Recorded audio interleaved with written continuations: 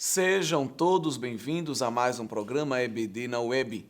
Hoje, saudando a todos com a paz do Senhor, estudando alguns direcionamentos para a 8ª lição desse trimestre, intitulada Paulo, o discipulador de vidas. Nós já vimos na semana passada Paulo como plantador de igrejas, como grande missionário, grande evangelista, apóstolo que era, indo por terras e terras, avançando no Império Romano e no mundo gentílico, pregando a palavra e deixando igrejas plantadas com lideranças estabelecidas. Mas não só isso, o apóstolo também acompanhava o desenvolvimento espiritual dos crentes daquela comunidade como um grande discipulador, né? A palavra discípulo é muito conhecida nossa e significa alguém que é aprendiz, alguém que está aprendendo ao lado de um mestre. E se tem uma coisa que o Senhor Jesus sabe preparar, é discípulo.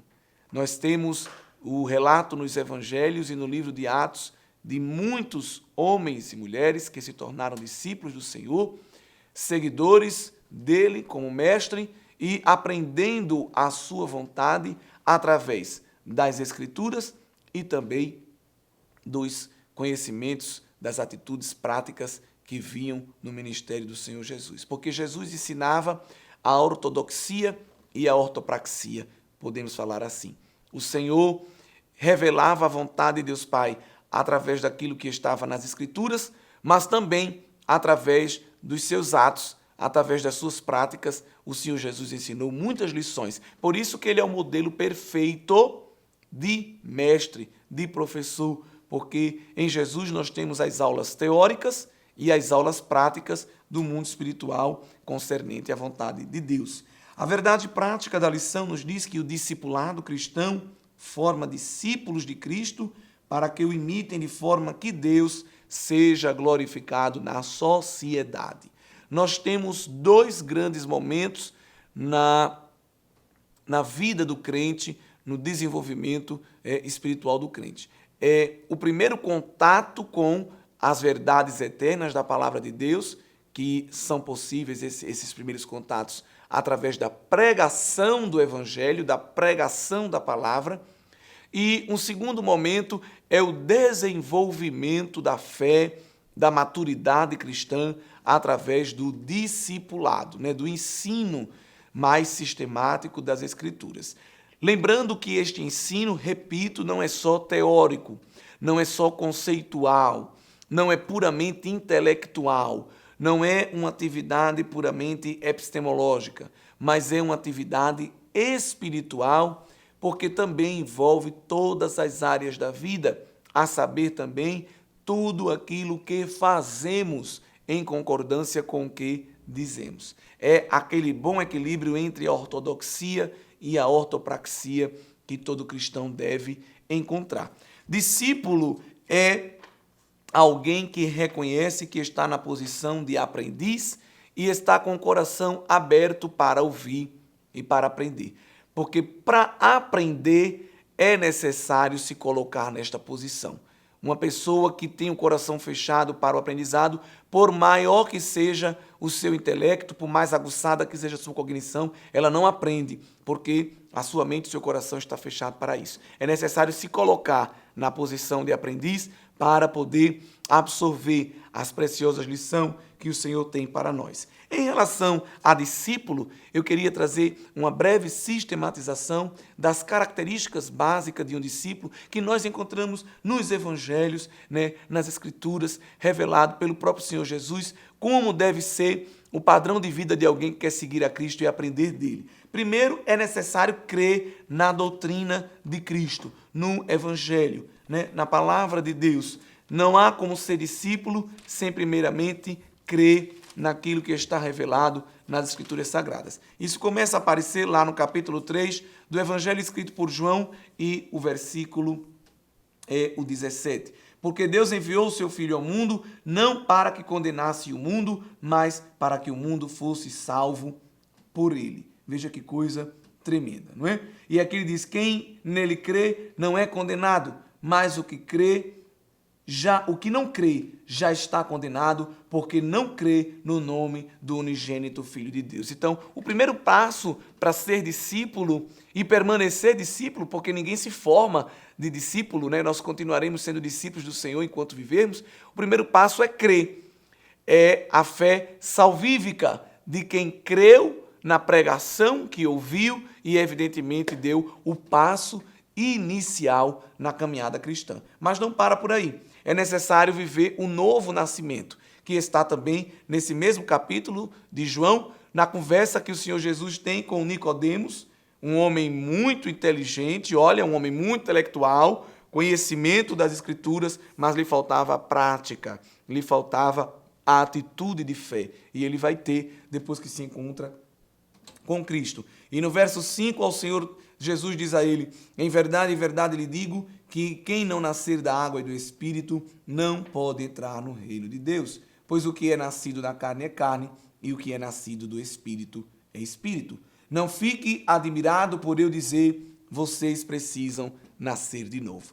Lembrando que Paulo confirma essa ideia tremenda do novo nascimento quando escreve uma de suas cartas aos Coríntios, dizendo que quem está em Cristo, nova criatura é, as velhas coisas se passaram e tudo se fez novo. Então, este é o segundo momento, é a segunda marca na vida do discípulo. Ele viveu um novo nascimento para que agora ele viva em novidade de vida. Segundo, terceiro, é necessário também renúncia. Irmãos, esse terceiro tópico é uma marca que impede muitos de se tornarem ou de permanecerem como discípulos.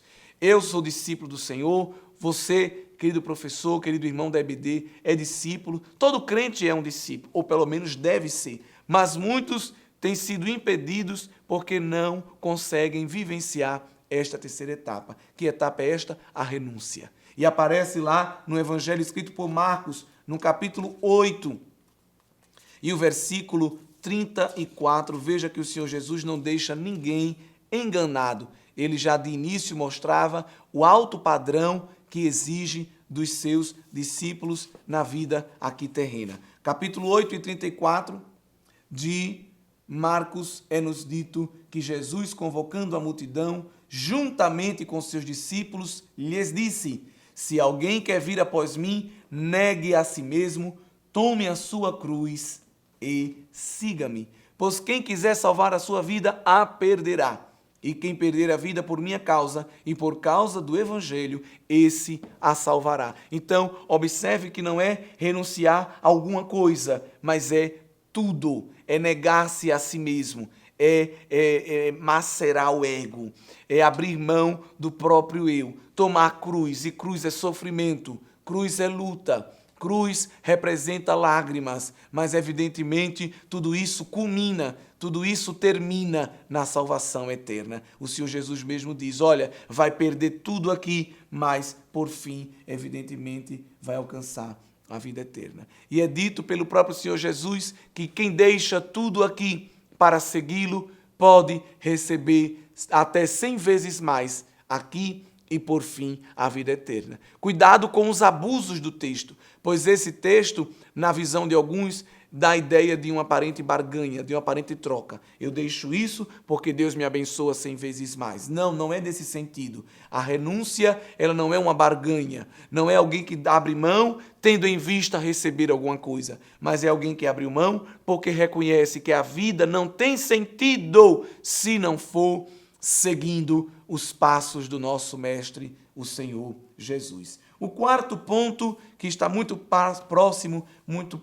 geminado deste terceiro, é ter uma vida disciplinada, de sacrifício, uma vida de entrega completa ao Senhor. Porque esta renúncia, ela tem um início, mas ela é contínua e ela é refletida no dia a dia. Então, capítulo 14 e o versículo 26, nós vemos isso quando o Senhor Jesus diz: se alguém vem a mim e não me ama mais do que ama o seu pai, a sua mãe, a sua mulher, os seus filhos, os seus irmãos, as suas irmãs e até a sua própria vida, não pode ser meu discípulo. Quem disse isso aqui foi o próprio Senhor Jesus. Esse versículo é forte, esse versículo nos chama a responsabilidade, esse versículo confronta o nosso ego, o nosso querer. O Senhor ainda diz no verso 27 que quem não tomar sua cruz e vier após mim não pode ser meu discípulo. Então, evidentemente que há uma renúncia inicial, mas no dia a dia nós continuamos fazendo os nossos sacrifícios para seguir a Cristo.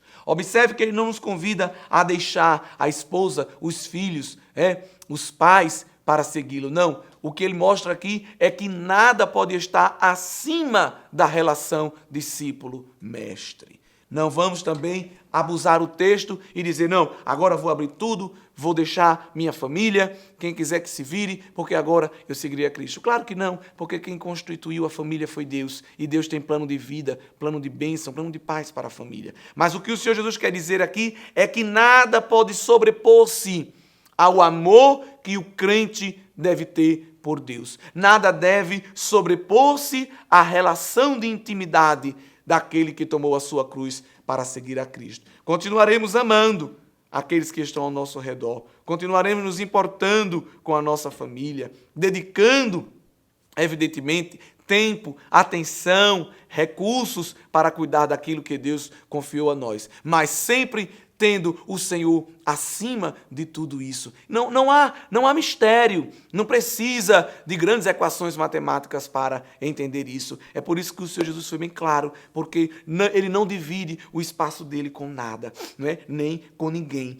O discípulo do Senhor é alguém que realmente não olha para trás, é alguém que carrega a cruz, que coloca a mão no arado e que caminha pensando na Canaã celestial. Há também mais uma etapa que é aquilo que seria a quinta etapa na vida de um discípulo, e isso nós encontramos na carta aos Hebreus, capítulo 6, verso 1, que é manter-se um aprendiz, é manter-se discípulo. Não existe formatura do discipulado cristão. Nós temos em nossa igreja a Escola do Discipulado, que é um departamento muito responsável, muito organizado, que cuida da recepção dos novos convertidos e os encaminha a um primeiro contato com o ensino sistemático da palavra de Deus. A Escola do Discipulado da nossa igreja é um departamento muito organizado e que tem um grupo de irmãs piedosos que dedicam com amor as suas vidas a ensinar aos nossos irmãos que ainda estão tomando leite espiritual,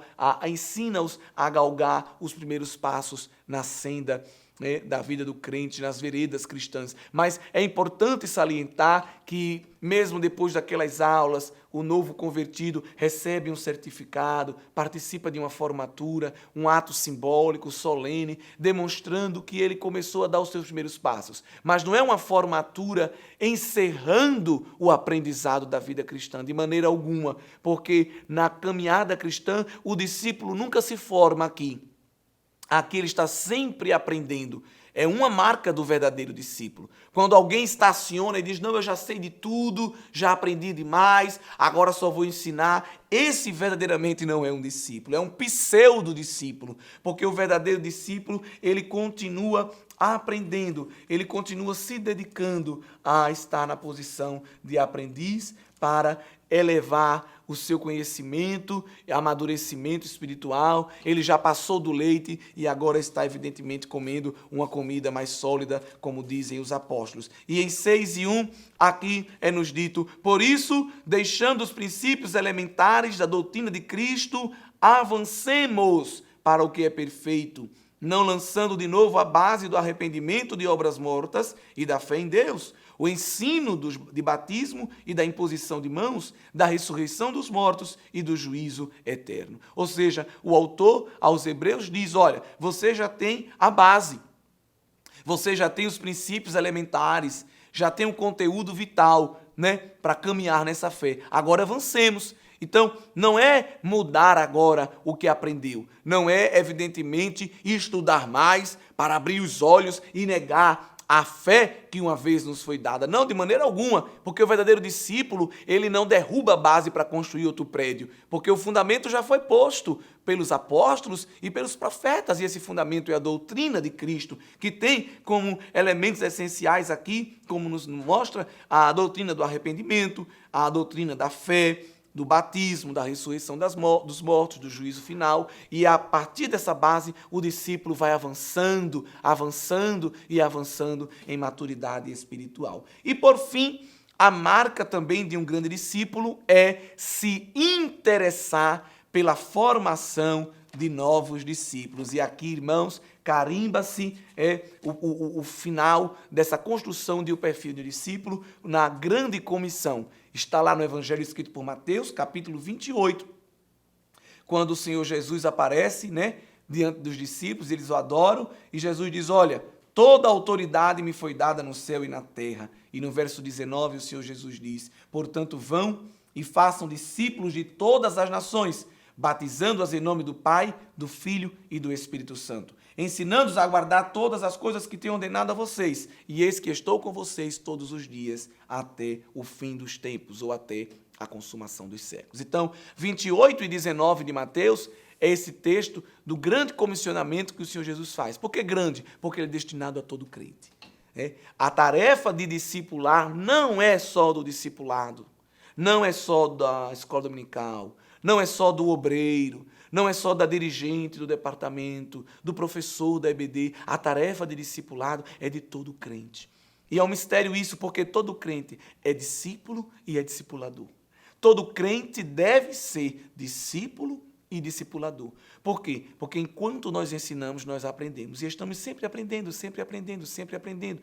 Por mais décadas que tenhamos na igreja, por mais cargos, experiências que tenhamos acumulado, mas sempre estamos aprendendo se somos verdadeiros discípulos. E sempre estamos fazendo novos discípulos, levando a palavra e quando essas pessoas se convertem, trazendo a elas as bases da fé cristã. Não precisa ser doutor em teologia para fazer isso, porque o Senhor deu essa tarefa a todo crente, seja ele leigo, seja ele doutor, seja ele uma pessoa com muitos anos de crente, uma pessoa que ainda está no início da caminhada, mas todos nós devemos trazer outras pessoas a Cristo. Aqui, na grande comissão, nós temos a dimensão geográfica da nossa tarefa. Qual é essa dimensão? Qual é essa fronteira? Todo mundo. Ou seja, não há fronteira. A fronteira é não ter fronteira. Ide por todo mundo. E a dimensão temporal. Até quando? Jesus diz, até o fim dos tempos. Eu estou convosco até o fim dos tempos. Ou seja, estou em companhia, estou ajudando, estou presente para vocês desenvolverem essa tarefa até a consumação dos séculos. Então, não podemos parar. Somos discípulos e devemos também fazer discípulos na casa do Senhor Jesus. Alguns são chamados para a pregação evangelística, para aquele primeiro contato. Outros são chamados para o ensino sistemático, porque a igreja ela é feita justamente dessa variedade de dons, mas todos devem se comprometer com o amadurecimento espiritual do corpo de Cristo. Isso está muito claro na carta aos Efésios. Eu gostaria de ler também com você o capítulo 4, quando Paulo fala da diversidade de serviços na igreja. E o verso é o 11. E ele mesmo concedeu uns para apóstolos, outros para profetas, outros para evangelistas e outros para pastores e mestres. Para quê essa diversidade? Com vistas ao aperfeiçoamento dos santos para o desempenho do seu serviço, para a edificação do corpo de Cristo, até que todos, observe aqui, todos cheguemos à unidade da fé e do pleno conhecimento do Filho de Deus, ao estado de pessoa madura, à medida da estatura da plenitude de Cristo. Então, Deus concede-nos esses dons para conhecermos a palavra, para conseguirmos expressá-la, proclamá-la, uns numa veia mais evangelística, outros numa veia mais do ensino doutrinário, mas todos juntos devemos fazer esse trabalho, a fim de quê? De que os santos, a comunidade dos crentes seja aperfeiçoada. Logo, não há crescimento espiritual no reino de Deus de maneira individual. Não, eu não preciso da igreja, eu não preciso de EBD, eu não vou fazer discipulado, porque Deus já me deu uma revelação tremenda e eu não preciso aprender. Isso é antibíblico. Porque a Bíblia nos mostra que todos devemos chegar à unidade olha que coisa linda, da fé e do pleno conhecimento, do total conhecimento do Filho de Deus. Então, este conhecimento, ele deve ser alcançado por toda a igreja. Não é como numa sala de aula que se faz a prova e tem aluno que tira 10, tem aluno que tira 7, tem aluno que fica em recuperação, né? Lá na escola, na faculdade. Não, no corpo de Cristo, na comunidade cristã, todos devem avançar juntos. Mesmo com diferença de cognição, de intelecto, de capital cultural, mas essa é uma tarefa espiritual. E Deus encaminha o corpo de Cristo para esta maturidade através da palavra, né? Até que atinja um estado de pessoa madura, a medida de estatura da plenitude, do ser cheio de Cristo, né? Do ter Cristo completamente em nossa vida. E quem atinge essa maturidade através do discipulado contínuo e constante, não mais será como criança. Versículo 14. Arrastado pelas ondas e levados de um lado para o outro por qualquer vento de doutrina, pela artimanha das pessoas e pela astúcia com que induzem ao erro. Mas, seguindo a verdade em amor, cresçamos. Observe que o convite é um convite corporativo, é um convite comunitário. Cresçamos em tudo naquele que é a cabeça, Cristo.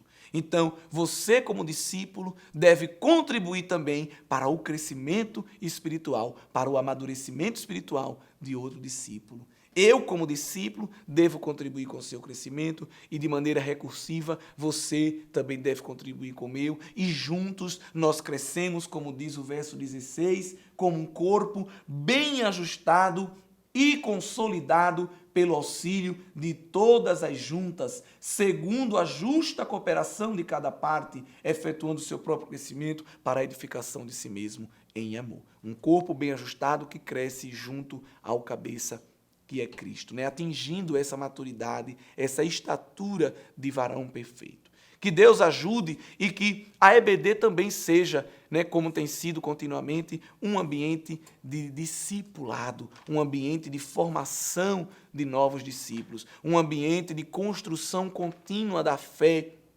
do embasamento bíblico, né, do conhecimento da verdade eterna, da vontade de Deus revelada na Escritura, e que não seja apenas um ambiente de aprendizado teórico, mas que isso reverbere e reflita nas nossas práticas de vida, no nosso testemunho cotidiano, porque essa é a vontade de Deus. O apóstolo Paulo entendeu muito bem isso, porque ele pregava, ele estabelecia o primeiro contato e depois ele voltava, pessoalmente ou por cartas, doutrinando, ensinando, discipulando as igrejas que Deus permitiu que aquele homem levantasse. Não deixava a igreja abandonada. Não, vá caminhando por si só. Vão aprendendo, vão escapando. Não, havia um cuidado, havia um relacionamento. E aqui eu quero deixar essa palavra marcada. Relacionamento. Discipulado não existe sem relacionamento. É por isso que a igreja tem que estar congregando. É por isso que o povo tem que estar junto, porque nós aprendemos um com o outro. E o verdadeiro discipulado exige relacionamento cristão, relacionamento fraterno, relacionamento entre irmãos, entre as partes de um mesmo corpo ligados ao cabeça, que é Cristo. O texto áureo da lição nos diz, em Atos 15, versículos 40 e 41, e Paulo, tendo escolhido a Silas, partiu, encomendado pelos irmãos à graça de Deus, e passou pela Síria e Cilícia, confirmando as igrejas. Essa palavra confirmando as igrejas era justamente passando uma revista, vendo se estava tudo certinho, se havia algum desvio doutrinário, se havia alguma dúvida, se havia alguma queixa, se os irmãos estavam evoluindo, o que precisava ser reparado, o que precisava de uma costura, o que precisava de um remédio, para que a obra crescesse e avançasse em maturidade espiritual, que é a vontade de Deus para as nossas vidas. Deus abençoe e que sejamos discípulos e que façamos discípulos em nome de Jesus.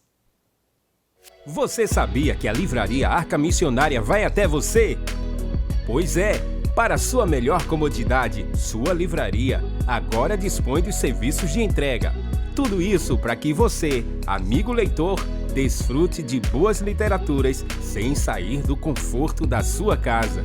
Entre em contato conosco através do nosso WhatsApp 81982867808 ou através das nossas redes sociais. Livraria Arca Missionária, cada dia mais perto de você.